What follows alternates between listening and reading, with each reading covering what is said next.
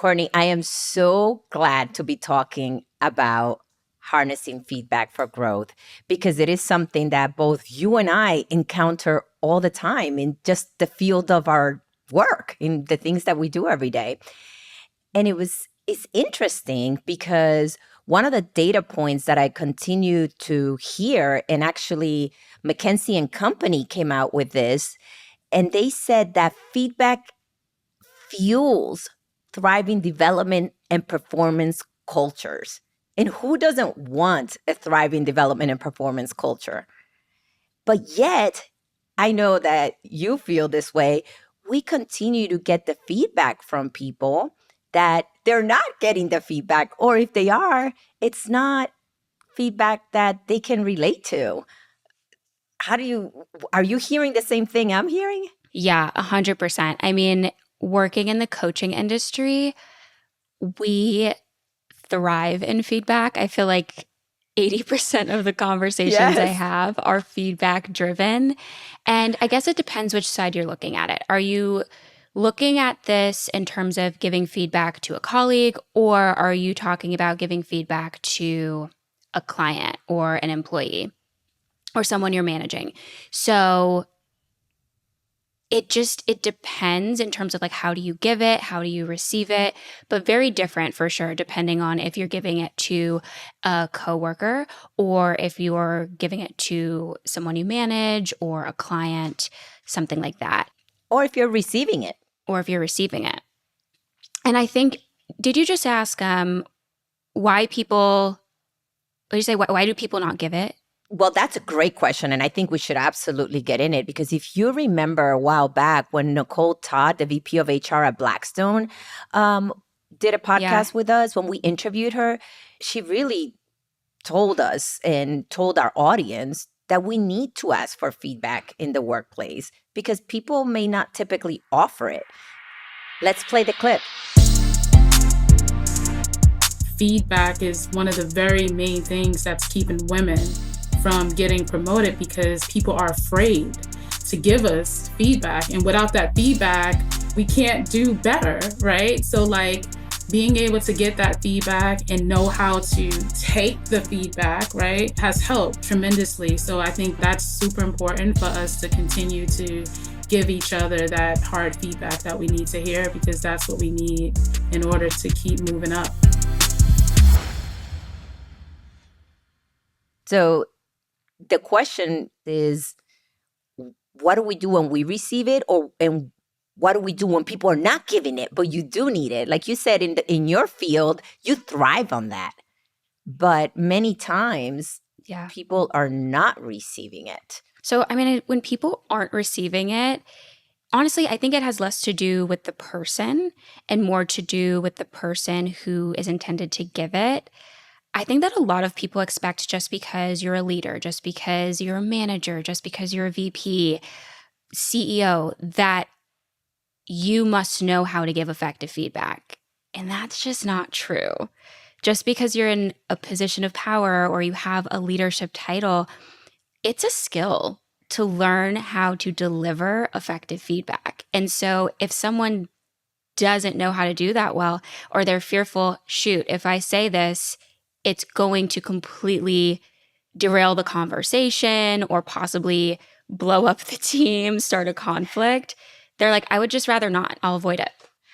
And we have the data to back that up. So you're not just hearing it because we know it's the right thing to do.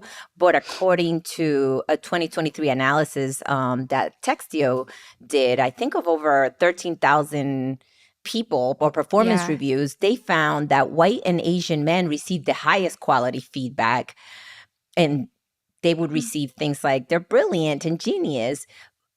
But when you look at the other side, women of all races, Black, Hispanic, Asian, you name it, they're not receiving actionable feedback. So in other words, women and people of color are significantly less likely to receive a type of feedback that can get them to grow in a specific area that would then enable them or prepare them to receive a promotion or even grow in the workplace.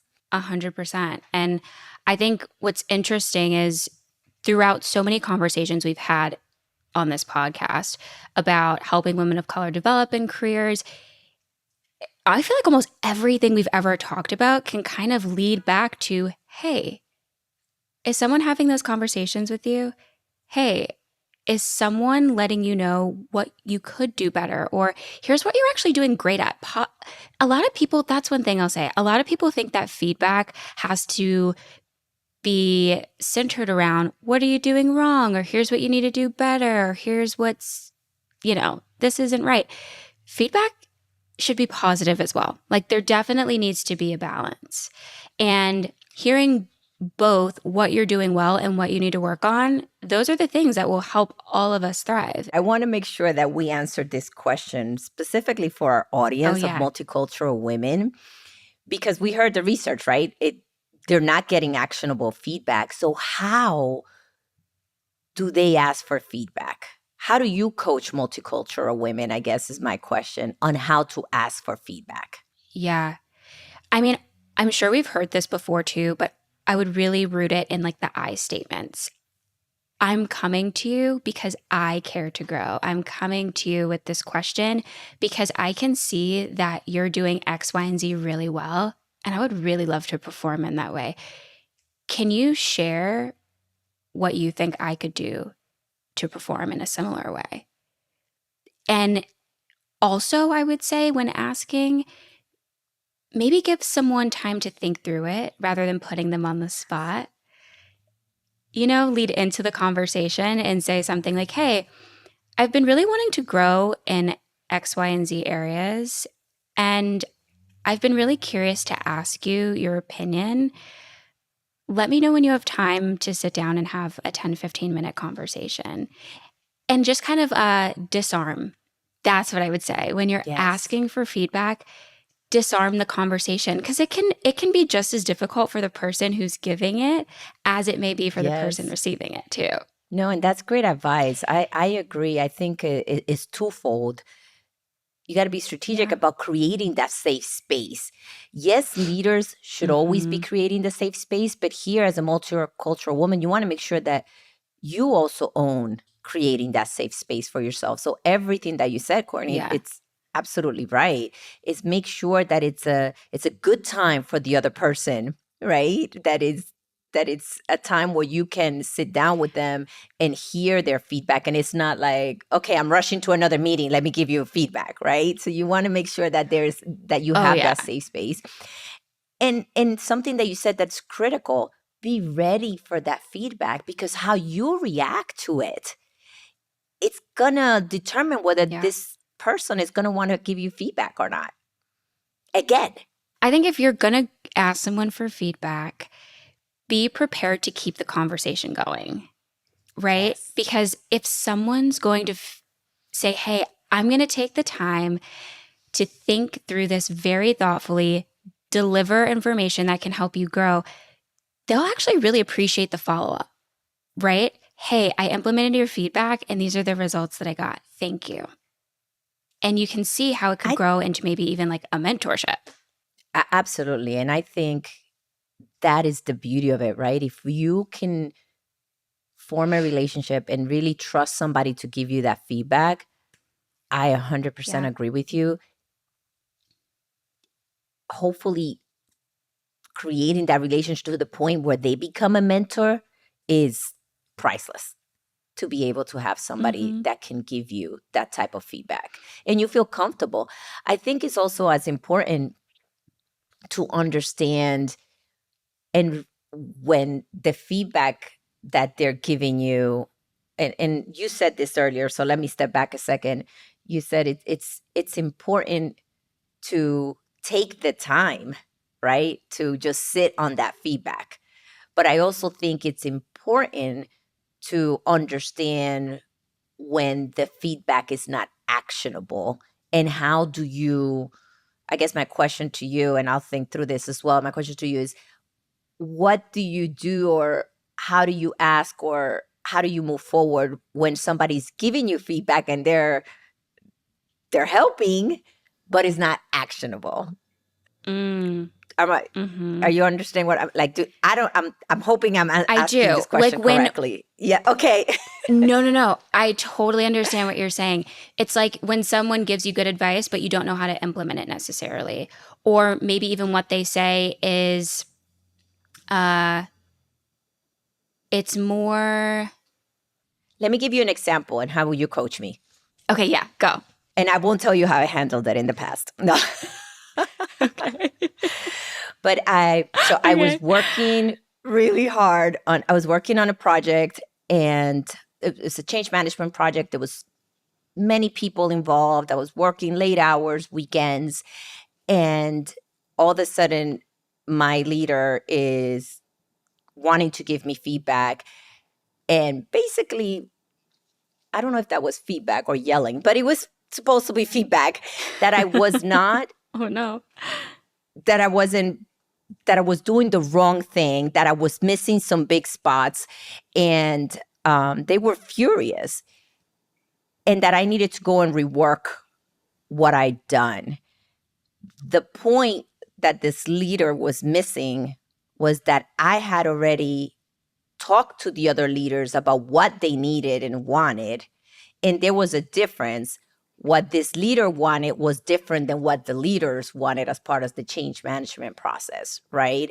So when I got the feedback, I need to change this, and I think about it now, I assume that my leader knew what they were talking about, and it created, at least for me, I felt like, oh my God, I don't know what I'm doing, right? I felt that all these late hours and time that I was spending away from the things that matter the most, I wasted. So for me, I was, how would you coach me in that perspective on how I can go in? Because I don't feel that was actionable. I feel that it was emotional now later on. Yes. But I also feel like the leader didn't have the full story. And at the time, my younger self, I was more of, wow, I got to go and change this whole thing. And I didn't do the right work, right? Or I didn't bring the right people along and things like that. So to clarify, the leader who gave you this feedback, they were saying, you're missing big parts of what you were supposed to do. But in reality, were they missing the expectations of another leader? Yes. And what I feel is that the leader at the time didn't have the full picture. So they only saw one piece of the puzzle. And instead of this leader looking back, and so I can't do anything about what they did, but what I'm looking for is coaching about what I could have done. And when I received that type of feedback, that was emotionally stressful. I'm already working so many hours and I'm stressed, and now I'm feeling like a failure, right? So what are your thoughts? Yeah, I would say in that situation, one, I would follow up with questions. Like if somebody is coming at you with emotional feedback and they're just basically saying everything you're doing is wrong, you missed this, you missed that, ask specific questions. So start with, thank you for letting me know. Can you give me an example of like what is the biggest mistake that you've identified, so I can pinpoint that and adjust that first? And just maybe start with one. Like if someone's throwing a bunch at you at once, take a breath and just ask, hey, can you please help me identify that where you think I should start, and make it a win-win, right? Because if it's already emotional, then I would say I'm asking so that I can save both of us time. I'm asking so we can hit this deadline even faster. And if you make it more conversational, right? Hopefully that leader will have an inward moment and be like, oh, wow, the way I just yelled at that person was kind of selfish. And I was just thinking about how frustrated I am. So give yourself a chance to kind of redirect the tone. That's awful. Like no one wants to receive feedback that way. Yeah, thank you. And that's a perfect example, right? Now that was an extreme and true, but extreme. And I'm sure there's people that happens to every day. And I love what you said, because I think the important thing and what I would have done differently is exactly what you said. Just ask the questions, but also think about, is this a relationship that I'm invested in and I want to ensure that that there's no additional mistrust, that the trust doesn't erode, right? And if there's any confusion, ask the questions so that we can really get to a point where there's clarity, because obviously there was a disconnect in the feedback. Number one, the way the feedback was given. And number two, a disconnect on the feedback. The person didn't have the full story. But I go back now, years later, to thinking, is this a relationship that I want to continue to invest in? The answer, honestly, when I look back, yes. It was somebody that I trusted. It was somebody, a leader that I admire. But of course, the way that it was given, it was wrong. So I felt that I also, now looking back, I have a responsibility to think, okay, how am I going to react to this feedback? And how I react to this feedback is going to make a difference on how we continue to have this relationship, right? And at the time, I didn't react the right way, but I grown from that. Well, I think it's also hard to think about all of that in the moment too. In the moment, you're just thinking, dang, what do I need to do to get through this project? Yes. And what can I do to succeed? And I think, let's keep it real. And I'm asking, let's keep it real, first of all. And also in the moment, hindsight's 2020, but maybe I'm guessing you're saying in the moment, you didn't realize that piece of context was missing, right? You didn't realize that you were being delivered, right? You couldn't have known that. And I think you hit the nail on the head. It's ask the questions to get clarity so you can kind of measure for yourself. Like going back to growth. That's why we're talking about feedback. It's for all of us to grow. You want to ask the clarifying question so you can have a very specific starting point and say, okay, this is what's going to make all the other dominoes fall. And you can see where you go from there. That's a really good question though. It's like, what do you do when you get feedback from somebody that's really emotionally charged? Yeah. And I love that, you talked about ask the clarifying questions. And I think it goes back to the framework that I created a long time ago, I like to call REACH. And the R stands for receive with openness. And one of the things is ask clarifying questions, because at the moment it may come with their emotions, but I have all the power in the world on how I receive it and how I control my emotional intelligence, right? So I love that because that's exactly what it starts with, is R for receive with openness, and asking questions. That's how you receive it with openness. And then E is evaluate the validity, which in this case, that's something that I didn't know. And I guess maybe that's why I created this framework. So is it credible? Is it consistent? This was a behavior that I wasn't used to, right? This wasn't a feedback that I wasn't used to. And then the A is, apply the constructive feedback. So create an action plan, test it, adjust. And the final one is C, which is check for understanding, right? Which I think is, well, actually, I forgot the H. The H was, honor the process. So, for example, in this case, in that example, I should have asked the questions, like you said, 100%. I should have definitely been able to learn from it and then come back with a plan. Okay, own the plan too, right? Because it's for my development. Yeah. Because this is, I think, the way people think sometimes. People think it's like, I'm not, that's my leader's problem or the person that gave me the feedback. No, I want to own my development. I want to grow. So I think I should have came back with a plan or put a plan together, even if it's for me. How do I make sure this doesn't happen again? How do I make sure that my leader has the information that they need to provide the right feedback, constructive feedback that's going to give me growth? I would have loved for the leader to give me feedback at the end of the process or even throughout to say, hey, these areas are, you're not doing so well. This area's, you're okay. Or maybe you need to improve in this whole other point. But I couldn't get that because one, I didn't receive it with openness, to be completely kind and honest. And the other piece is I was just like, whatever, this person's just going crazy. How do I get out of here? Right. I think it comes with growth. But if you remember anything and what I for the audience and when I created Reach, it was all about just thinking, okay, how do I make it easy for me to remember? Receive with openness, evaluate validity, apply constructively, check for understanding, and honor the process with a follow-up. So that's kind of what I use. I don't know if you know, what your thoughts are, or if you have any other advice for the listeners when receiving the feedback.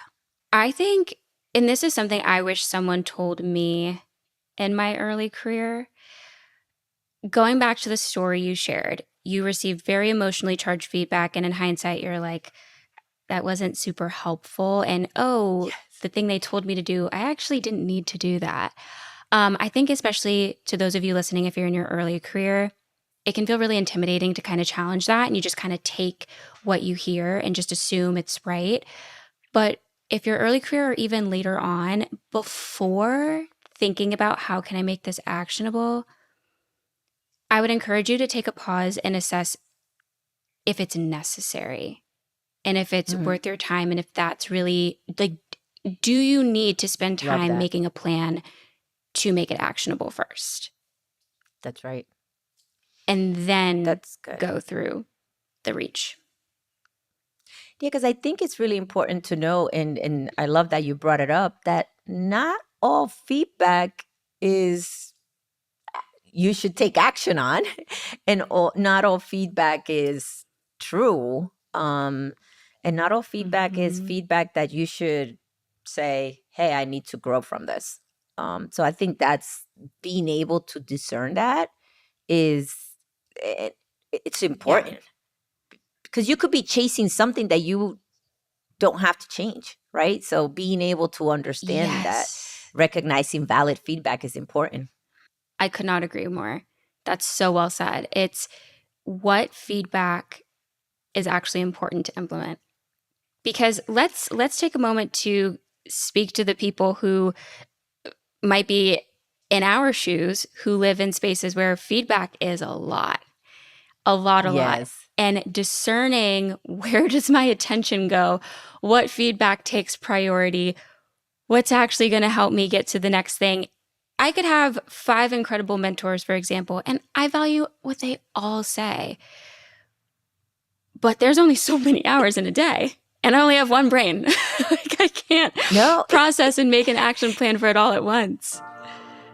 And Rukmini, if you remember from her episode, this is something that she talked about in great length. Let's hear how she put it.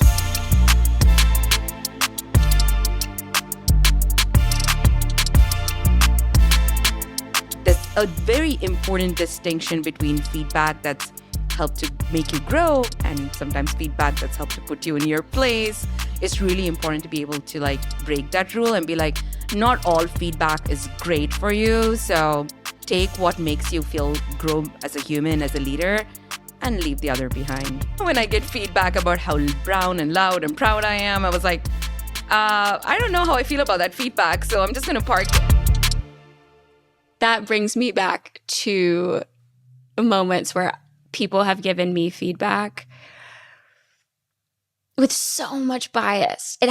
It's like, if you actually considered my career trajectory, my strengths, my weaknesses, my intentions, my purpose, and who I am as a person, you would realize how freaking selfish that feedback was. And you're also speaking from, like, what is it, like a one-track mind. Like, you're not seeing the whole picture. Clearly, it brought me back to a moment that just, like, didn't go well with me. What was your question? What do you do when you receive? And I don't know if you want to share some of it, you know, but if you feel comfortable for our listeners and everybody to hear. Watch out for the bias. Well, first, how about you explain for those listening who may not understand what you mean by bias feedback. Explain what that means, and then I'll give my Yes. example. Yep. No, absolutely.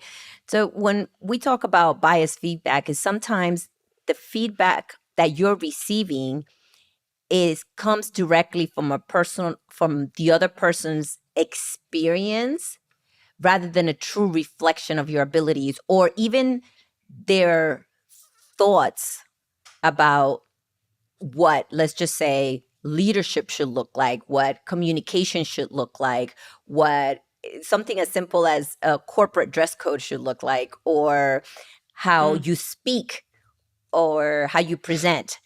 And one of the things that we find and we recognize for multicultural women is that they get, and we talked about this before from I think it was the McKinsey perspective, where the women get the double negative, right? There's stereotypes and biases because you're a woman that you can't do A, B, C, and D, or you are A, B, C, and D. And when it's a multicultural woman, there's another bias that you can do or not do something, right? So in this example, when we talk about bias, is somebody assuming or in their mind they have made up that you can or cannot do something because you're a multicultural woman.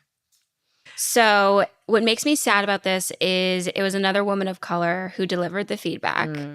And I was early career figuring out if I wanted to go like consulting business track, if I wanted to focus more on like executive coaching and seeing what I could do. Because for me at the time, and I mean today, but definitely at the time, even though it was a big transition, I was like, I can do this. I can see myself doing lots of things and being good at it.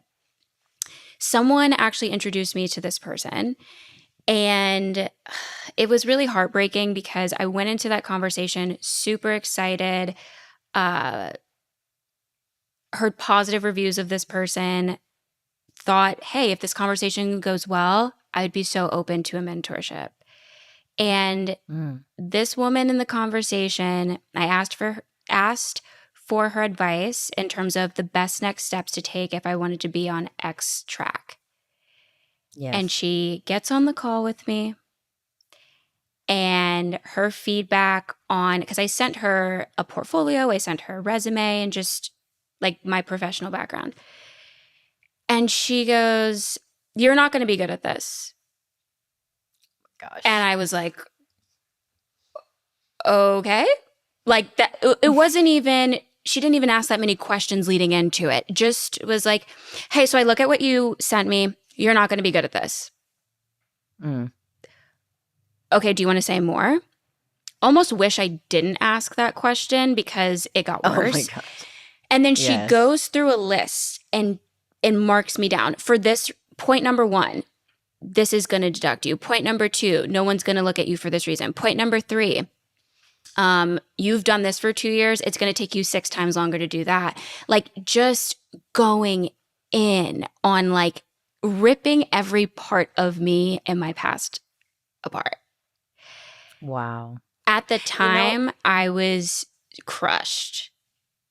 And I realized, the last thing I'll say, what I realized, and as I got to know her and her story more, and she actually said it at the end of the conversation, she goes, well, when I was in your shoes, I didn't get this sort of support. Or when I was in your shoes, we didn't have X, Y, and Z.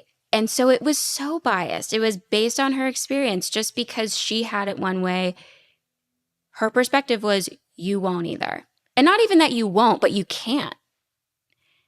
I was like, and this is so important because as a leader, yes, this is so important. And thank you for sharing it. Thank you for sharing because I know you were. You can tell I'm not fully over it. I know. We need a shout out to the listeners when you're for healings. We do. We really do. I just want to also give a shout out to anyone listening.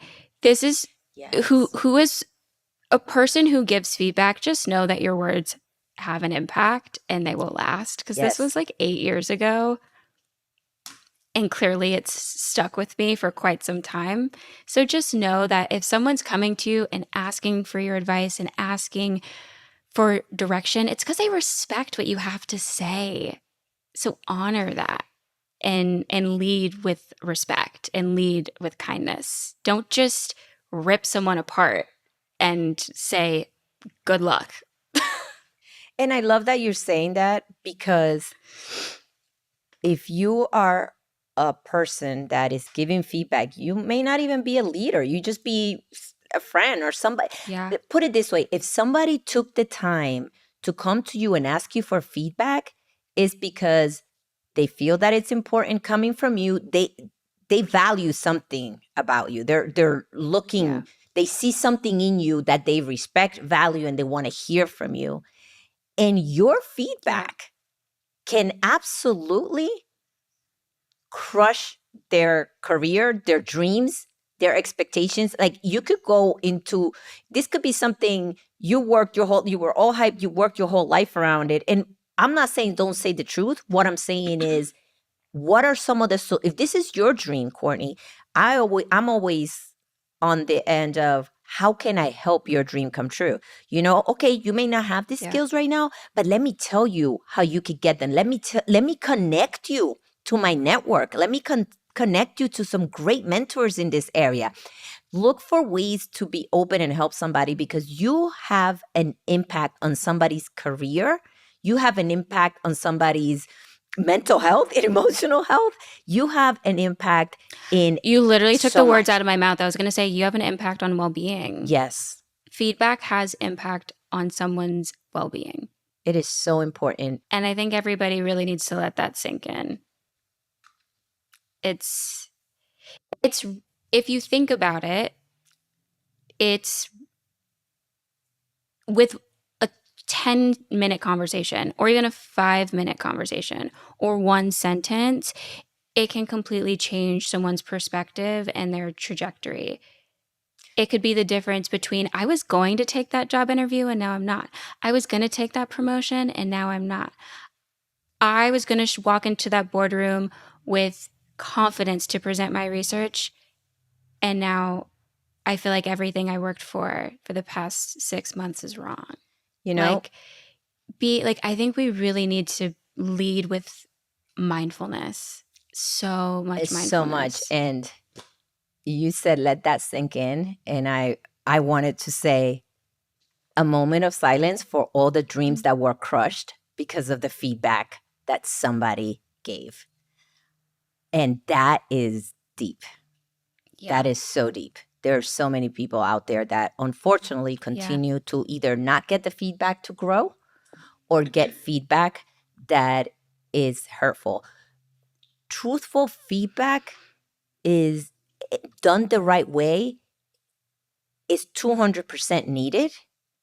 And I think people need to be more open with it, and they will realize how many more people actually want to hear it. But feedback to say that, like the feedback they gave you, that you weren't meant for that was not you, that you weren't going to be successful, that's harsh. How can anyone even know that unless they were, a prophet, right? But it's like, how do you even know that? And look at you, successful, right? So I want to make sure that both leaders, and if you're a multicultural woman, let's make sure that you are owning as yourself, owning that giving feedback, it is precious. It is critical for somebody's success. And it can it has fuel, and the fuel could be, deadly, or it could be, wow, just exactly what they needed to get to that next level. But fear not, right?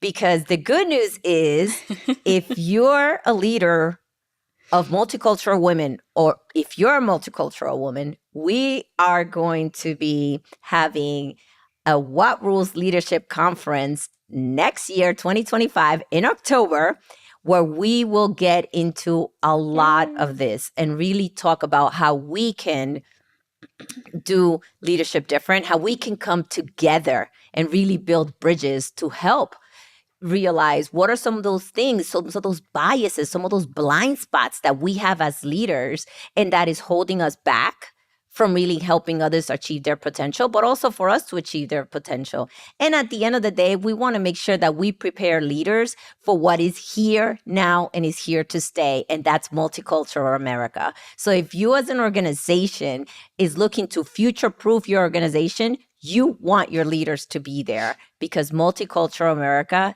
is here and it's the future. And we are here to help support leaders and multicultural women succeed in multicultural America. Any thoughts? And Courtney, any last closing thoughts that you would like to tell our listeners? Reminder first for those who are giving feedback to also balance it out with positivity. Yes. And it can be really simple. Really simple. Thank you for your hard work. Even a thank you and acknowledging something good that they did. That's affirmation. That's feedback. That's saying, hey, I am doing hard work. You're right. Let me keep doing that hard work. And it doesn't have to be really, really deep. I know that we went there today, but it doesn't always have to be that. And you can keep it simple, right? Feedback can be simple and it can be positive, and just make sure if you're giving constructive criticism to balance it out with the good as well, because your words have impact. Want more advice on how to break the rules and outsmart the game to advance your career? Check us out on Instagram, YouTube, and our website, whatrulespodcast.com, for more insight from our guests and host, and join our community on LinkedIn where we discuss rule-breaking strategies for multicultural women. What Rules is a project of Zara Consulting and is supported by the amazing team at Stories Bureau. This episode was produced by Alexandra Uresta with editing and music supervision by Joshua Ramsey and was engineered and mixed by Tim Ballant. Our podcast cover was designed by DeLeon Creative. Visit whatrulespodcast.com for more info, upcoming events, and all episodes of What Rules, including video, and make sure to give us a follow.